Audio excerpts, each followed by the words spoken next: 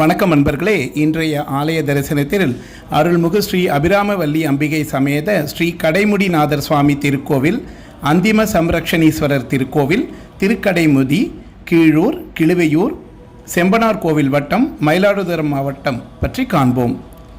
திருஞான சம்பந்தரால் பாடல் பெற்ற இத்திருத்தலம் தேவார பாடல் பெற்ற 276 சிவன் தலங்களுள் 18வது ஆலயமாகும்.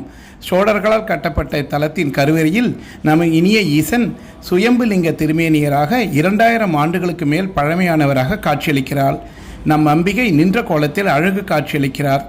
தலமரம் கிழுவை.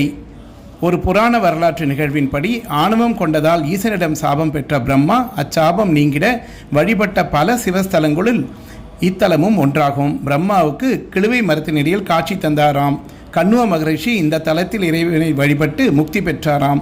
சிவராத்திரி, திருக்கார்த்திகை, ஐப்பசி, அன்னாபிஷேகம் போன்ற விழாக்கள் சிறப்பாக கொண்டாடப்படுகின்றன.